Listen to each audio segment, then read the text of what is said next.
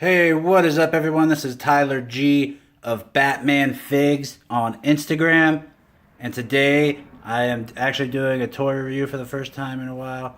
So, I haven't done a review on the amazing Dark Knight Returns Joker from Mattel, Matty Collector.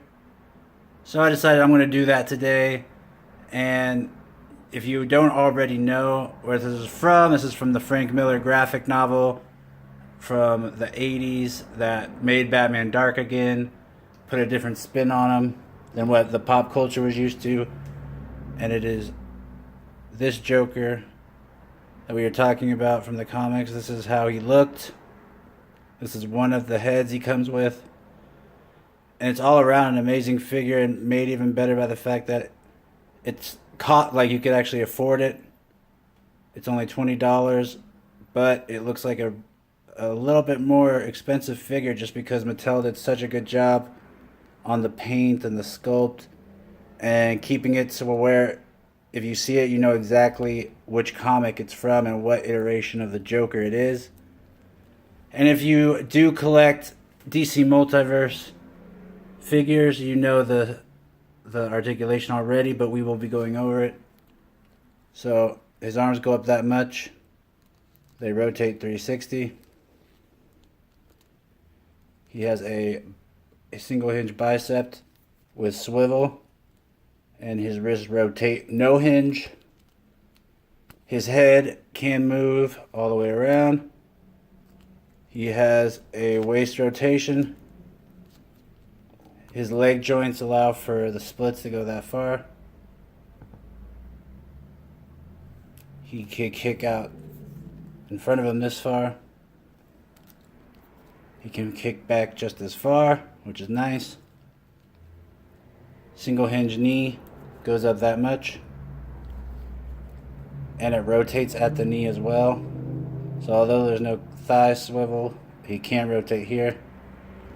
And he has a single hinge joint where it doesn't have much movement because of the pants and the shoe, but you do get some, and it's actually about all you need. So that is the articulation. Let me show you the accessories. You've seen one. It is the pistol. Get in focus. There's a pistol, and what it allows for is his finger to just easily slide in there because it doesn't complete it. And it doesn't really make it look bad at all either. The fact that they didn't connect this piece right here. It still looks perfectly fine once in the hand. It's hard to tell that there's even a gap. So I actually do like that and prefer that because wear and tear of taking a gun out of someone's hand with the plastic, I could see it breaking after a while, especially if you pose them a lot. So it is nice that they do that. He also comes with a knife, which he uses in the second part of the book, in the Tunnel of Love. And speaking of the Tunnel of Love, I'm going to show you the other two accessories he comes with. He comes with the laughing crazy face in the Tunnel of Love. And he comes with half a battering that you could put in his eye. And that is actually a loose accessory. It comes in the package, not in his face. It's just half a battering. And I like that because you could take it out and take a side profile where it looks like he's smiling and just not get the eye with the hole in it. Or you could put this in and customize it and make it a little more graphic, or like the actual graphic novel, which is what I did with the blood effect. And yeah, it's nice that they allow you to do that. So, now that you've seen the figure, you've seen his articulation, let's go over a little bit of the size comparison. So I'm going to move this a little bit closer. I have a figure from every major line that we'll compare him to, as well as figures from Dark Knight Returns comic book. So hopefully we can get a good idea of where this guy fits in scale-wise. That's my broken animated Joker head. Where this guy fits in scale-wise with other figures. So let us get started. First, we're going to take a look at the Mezco Joker. The one that should have had all the accessories at the beginning, unlike the new one that's coming out now. Alright, so So there he is next to the Mattel, and with his hair, he's maybe a millimeters taller, but it's not bad. It actually looks good, about the same scale. Here's a DC Icons Joker, Death in the Family, and he is an earlier version of the Icon, so he is a little smaller than what they're doing now. Here is the customized DC Multiverse Lex Luthor in prison. What I did was just paint him white to make him look like the Joker. And here how he scales next to him. And then, since we have him here, we're going to put this head on to make it look like, to see if he looks good. It doesn't look that good.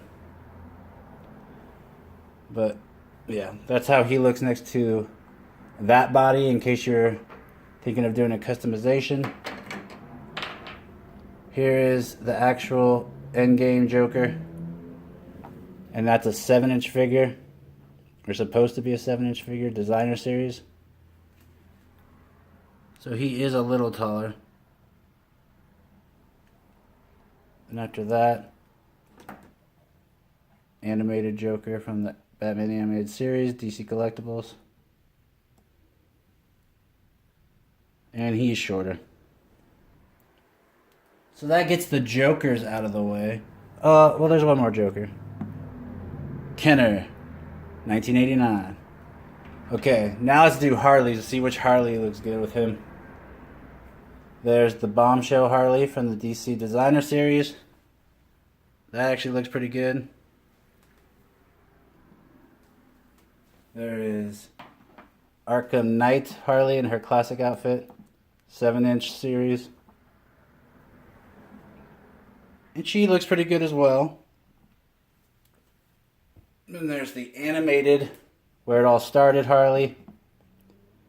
And yeah, she's way small. She's barely even up to it.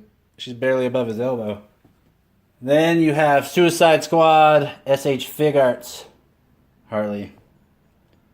And if you just think of her as a shorter girl, it doesn't look bad. Of course, this figure looks good with everyone. Then just to put some Batmans with them, before we get too far into the Dark Knight line, here is a DC Multiverse Justice League Batman. Then we got animated series, DC Collectibles. Now he is shorter. Then we have the lovely MJ from Marvel Legends, and she fits in nicely with him actually. Then after that, we have Batman in the suit. He actually fights him in the Tunnel of Love from Mezco. And this is actually perfect. It looks so good. It's like they were made for each other. Here is the blue version of Bats from the Dark Knight Returns Mezco. And he looks perfect with him as well.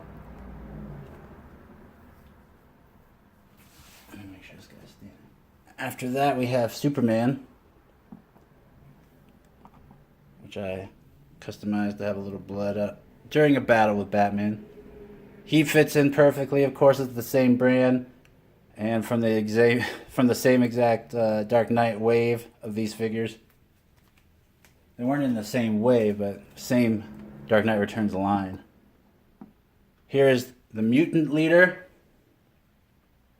from the same DC Multiverse Dark Knight line.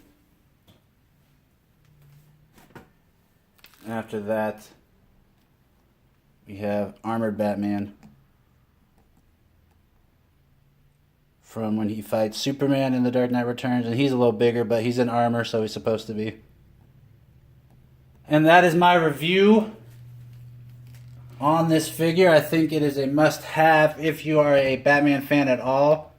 Mainly due to the fact that The Dark Knight Returns is a classic Batman story, and if you ask anyone, if they're not going to say that their favorite Batman is Batman the Animated Series, a lot of people tend to go with the Dark Knight Returns story.